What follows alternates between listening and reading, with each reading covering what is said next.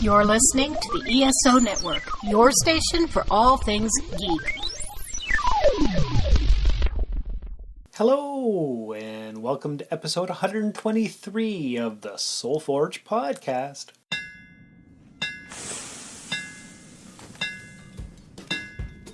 Welcome to the Soul Forge, a place of silent mystery, quiet contemplation, and outright mayhem. Join your host, Sean Vanderloo, as he guides you through the adventures of living. Together, we'll talk about life and love, sex and dating, joy and heartache, memories and loss, and so much more. Don't worry, it's not nearly as pretentious as it sounds. Get ready for life, the universe, and everything on the Soul Forge.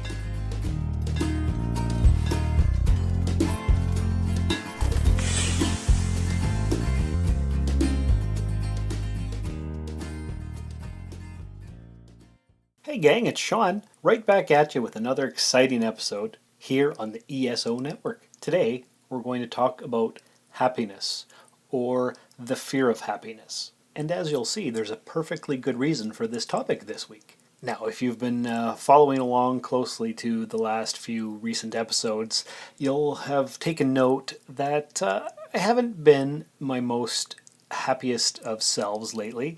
A lot of that has to do with the recent changes at work, and you know what? I've decided that I'm kind of tired of being miserable, and so I'm just going to choose not to be miserable. Now, that's not an easy thing. It takes a lot of effort, a lot of mindfulness and whatnot, but it can be done. But why are we talking about this? Well, there's been a lot on my mind because of all the changes that I want to make in my life and that kind of thing. And Trish, who was on a couple of recent episodes, asked me today, actually, she said, "Do you still think you're doomed or never allowed to be truly happy?" So that caused me to think a little bit about that. And that was always my stance on things. Oh, you know what?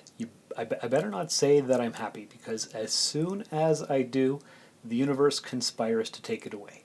And I have had several specific incidences, or examples, where that actually happened. I remember feeling happy at a particular moment, and then I got some bad news. And I was like, you know what?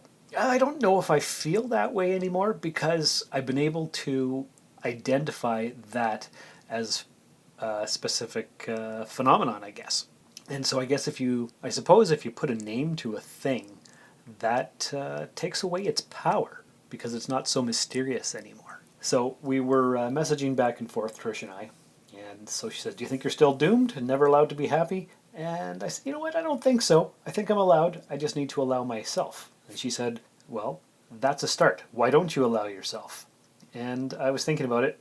I think a lot of it has to do with my upbringing and the mental illness in my family and that kind of thing. But she said, here's a thought. What are 10 things that bring you joy? And I was like, oh, well, that's a tough one. It shouldn't be a tough one. I should just know what they are automatically. But that would make a great episode to brainstorm 10 things that make me happy on the podcast. But then she sent me a list of different things from her perspective on what makes me happy. And I'll read that in just a moment. And I would say they're pretty accurate for the most part. What I wanted to do was actually take a look online and see if a fear of happiness was an actual psychological condition. Because I've talked to people about this specific thing where, you know what, don't say you're happy, because as soon as you do, it gets snatched away from you. And there's a name for it, and it's called aversion to happiness, or fear of happiness. And of course, the scientific name is cherophobia, CHERO phobia. And it is an attitude towards happiness in which individuals may deliberately avoid experiences that invoke positive emotions or happiness. I don't know if that's something that I've done. I don't know if I've deliberately avoided experiences that would result in happiness.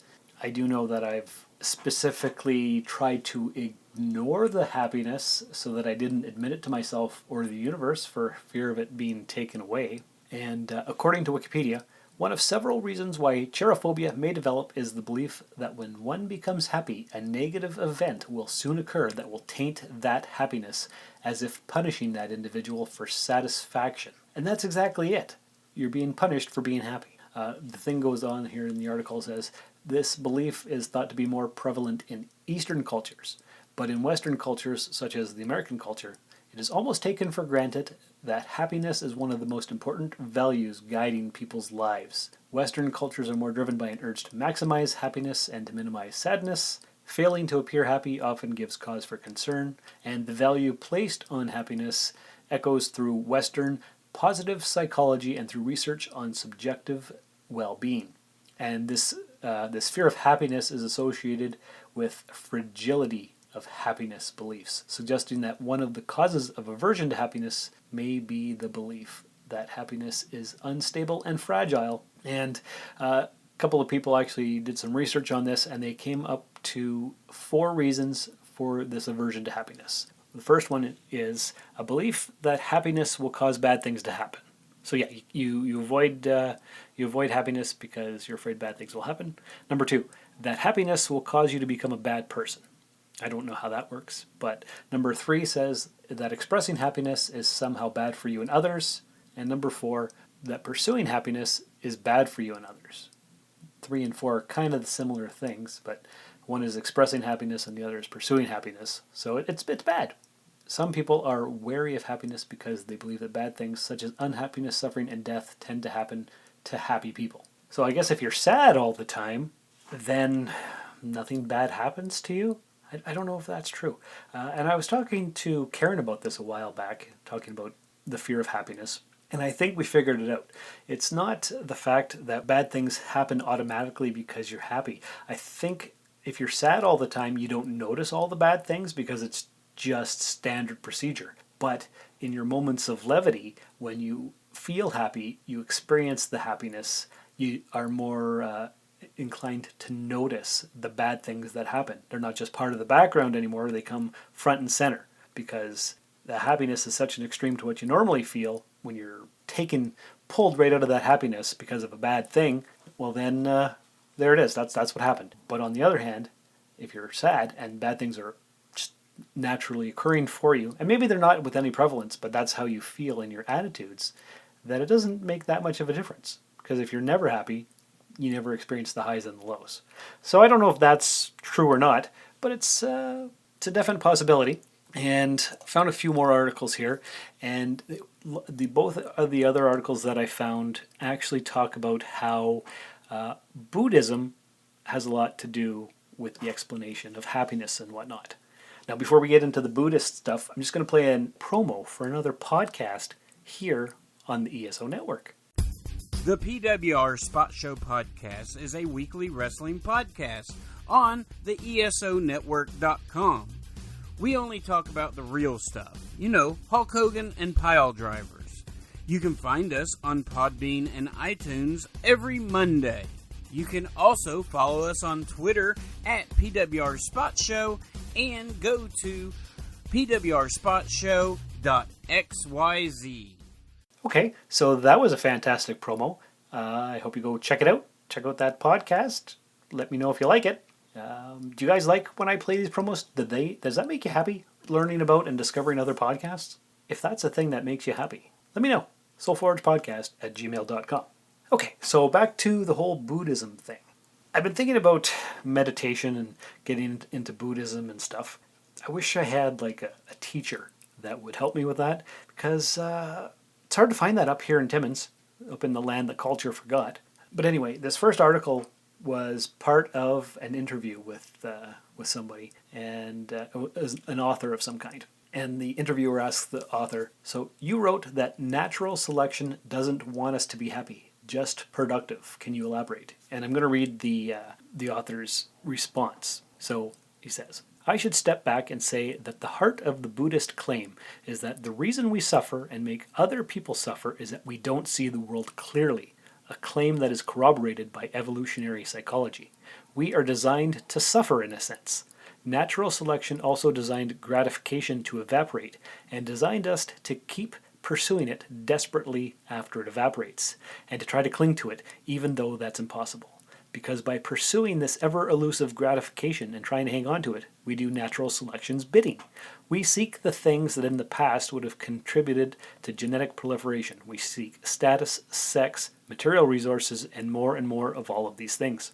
The evaporation of the gratification they bring is natural selection's way of getting us to keep pursuing them. So basically what that all says is that we aren't designed to be happy. The guy goes on to say, according to Buddhism, this pursuit of happiness involves the delusion that you can't hang on to them, and that too is designed into us by natural selection. Whenever we're looking forward to the next bit of gratification from junk food or the next promotion, we're focusing on the gratification as if it would endure. We are not thinking of the fact that the gratification will be pretty fleeting. The fact that we're not designed to be happy, yet we're designed to keep pursuing that happiness as if it were possible to hang on to it, is something that evolutionary psychology explains and meshes well with parts of the Buddhist message. So, what he's saying, and if it's true that this is actually a thing, we're designed to pursue the gratification. As soon as we have what we want, the gratification feelings dissipate, they disappear, they lower the intensity.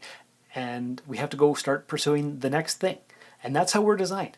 So happiness is basically built into us to look for it, but never actually get it. The interviewer says, does this tie to one of Buddhism's noble truths, that desire is suffering? And the guy says, it explains why desire and thirst are such a persistent part of our experience. Unless we take pains to work on that, it will lead to suffering in the sense of recurring dissatisfaction. Evolutionary psychology explains why natural selection built into us this persistent dissatisfaction and the desire that sponsors it. The dissatisfaction is a byproduct of natural selection's design of the brain. But so is the fact that when you're lusting after that promotion, you weren't thinking about the fact that the gratification would evaporate, nor were you thinking of the downside. Elevations of status and responsibility bring their own problems, such as more pressure, more things to deal with, and you probably weren't focused on that as you pursued the promotion. And that too is a byproduct of natural selection. It doesn't mean that promotions aren't worth having, but we do tend to pursue them with a certain amount of delusion of what they will and won't bring. And yes, the thrill fades. So I find that kind of fascinating, that we're designed to pursue the thing, and as we're pursuing the thing, we're not thinking of the downsides of that pursuit when we attain it. And then we get that, and then we focus on the next thing, and the next thing, and the next thing. So the other article that I found, it says here, the more we try to understand happiness, the farther away we get from it. And for Buddhists, the path to happiness starts with an understanding of the root causes of suffering. And that's that thing that Buddhism tells us, that the root cause of our suffering is craving. So if we don't crave things, we won't suffer. I've been trying to wrap my mind around that for quite a while. I've got a bunch of different Buddhism books and self-help books and so on. But the Buddha referred to the mind as a wild horse because it likes to run fast and freely, chasing one thought after another. And we have to tame it by becoming more mindful, practicing meditation, and being more compassionate. Our reactions and emotions make us worry. Happiness is the consequence of taming the wild horse that is our mind.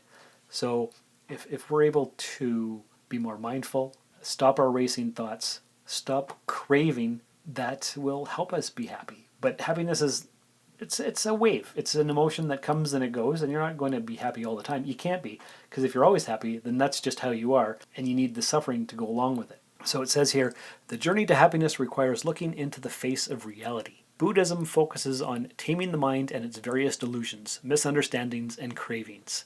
To attain equanimity, a deep sense of well-being and happiness, requires daily learning and practice. So, that's pretty intense, actually. Albert Camus said, "You will never be happy if you continue to search for what happiness consists of. You will never live if you are looking for the meaning of life." What that basically tells us is stop looking for happiness. Just live your life, and happiness will be a byproduct. Is that true? I don't know, but it's something that I'm going to be trying to do because I'm tired of suffering. This whole craving thing that I've been reading about too. Craving leads to suffering because if you crave something, you don't have it, or you're afraid of losing it. Be mindful of your feelings. Fear is the path to the dark side. Fear leads to anger. Anger leads to hate. Hate leads to suffering. So as soon as you get rid of the fear of loss, then you can maintain the happiness. Further in this article, it says, happiness is not just a dreamy state of mind. It creates measurable outcomes as demonstrated through various studies. And there's 7 different things here. It says happy people have stronger immune systems and tend to live longer. Happy people are more creative. They're more collaborative at work. Happy people are more successful in their personal and professional lives. They do better in social relationships. They effectively bounce back from adversity, and happy people are more accepting of themselves and others. And according to Gandhi, happiness is when what you think, what you say, and what you do are in harmony. And happiness is not linear. We're continually defining our relationship with it. It's a state of mind where all our pieces fall into the right place. That's a lot of words and articles and whatnot, and I hope it is somewhat clear. I hope it makes sense. But I'm going to go back to the message from Trish from earlier today and some of the things that she wrote down, that things that bring me joy. And this kind of ties into last week's episode, things that make your day. So similar. But the first thing she wrote down is money. And back in the day, I used to be all about the money and tried to think of ways to get rich and get rich quick schemes and selling things and doing this and doing that. Turns out money doesn't make you happy, and I've never had a lot of money, but I don't think that would make me happy. The fact that I could go on trips and have a bunch of nice stuff, that would be cool, but that's just things. So maybe money, I'm not sure. Shopping, I do like a good shopping trip. Whether I buy something or not, it's just fun to go out and look at things, and I don't even know. It's just, maybe it's an outing. Maybe it's not the shopping itself. Reading, yes, that's true. And I would go along with that, a well-crafted sentence. That's something that I wrote to her. Because I like reading, but when you find a sentence that just speaks to you, whether the way it's written with the language or the thoughts that it evokes, reading in a well-crafted sentence, that certainly makes me happy. Podcasting, yes, that makes me happy. I love to podcast. I don't know if I'm very good at it. You guys can be the judge of that, but I enjoy it, and I try to bring my perspective to the listeners. And if my experiences can help somebody in any way whatsoever, that's great. But I love doing it. Watching TV, she says. And you know what? A really good show that's thought-provoking or helps me to learn something or makes me think in a different way, expands my consciousness, love it. A good conversation? Yeah, that's one of my favorite things. I remember back in university, we used to sit up for hours into 2, 3, 4 in the morning just having philosophical conversations, learning about the world and each other and talking. And I love a good conversation. There's almost nothing better than that. She also writes, a good thrifty find. Yeah, I love a deal. Maybe that goes along with the shopping. I remember there was a church rummage sale and pack whatever you want into a garbage bag for $10. And I came back with about 150 Star Trek novels for $10. So yeah, that was a good thrifty find. She further goes on saying, being flattered. Being flattered. There's something to be said for a nice compliment, but it's also nice to be acknowledged for something that you've done. So flattery will get you everywhere, they say, but not if it's fake or false. So that's context-wise. She says, your own bed. Yeah, you know what? It's nice to travel, but there's just something about coming home and sleeping in your own bed after a week or so, whatever. Yeah. And she says, a good schedule, including coffee. Yeah, you know what? What's better than a lazy Saturday or Sunday morning, having a cup of coffee, not having to do anything, whether you want to read a book or watch a TV show or maybe sit and meditate and have a coffee. Meditation is something that I keep thinking about getting into. I've got a meditation app on my phone, but I haven't used it. So I don't know. I'm not really sure. A lot of these articles say that meditation is great for you. It helps with your mindfulness, puts you into a more peaceful state of mind. Maybe that's true. I don't know. One day I might try it. Hard to say. So that was her list. She said money, shopping, reading, podcasting, watching TV, a good conversation, a good thrifty find, being flattered, your own bed, and a good schedule including coffee. And I said, a well-crafted sentence, of course. That's definitely good. You know what also makes me happy? Making a fantastic meal that somebody enjoys. You know, you can make some food and it's just whatever, but when you put the time and the effort into it and you really think and you're in the moment and you're doing the thing, that's terrific. I love that. I also love the beginning stages of getting to know somebody. When you find things that you have in common, when you can see possibility with this person, not necessarily a romantic relationship, but a friendship, just a connection where you meet this person there and there's a commonality, a certain something that you just know this is your person. There's nothing better than that. So what about you folks out there in podcast land? What makes you happy? Are you afraid of happiness? You know what? I'm not supposed to tell you this, but another thing that makes me happy is when I get a super decent comment on one of my podcast links. And yeah, this here comment right now is directed to you, Richard from Australia. I thank you for often leaving a well thought out and reasoned thought to whatever the podcast topic is at that particular time. So I always look forward to that. That's fantastic. So yeah, that's this week's episode, A Fear of Happiness. If you're more mindful, the fear can disappear or at least be lessened to a certain extent. If you're happy, you're going to live longer and have a stronger immune system and just get along in the world so much better. So start meditating, stop craving, and yeah, that's it. Just be more accepting of who you are. And I think we'll all get along so much better with ourselves. So that's this week's episode. If you enjoyed it or have any ideas for future topics, let me know at SoulForgePod on Twitter and soulforgepodcast@gmail.com if you would like to email. You can write it out, you can record a voice note, and I'll play you on the air. You let me know. So until next time, thanks for stopping by the Forge. We'll keep the fires lit until your next visit. And remember, paradise has never been about places.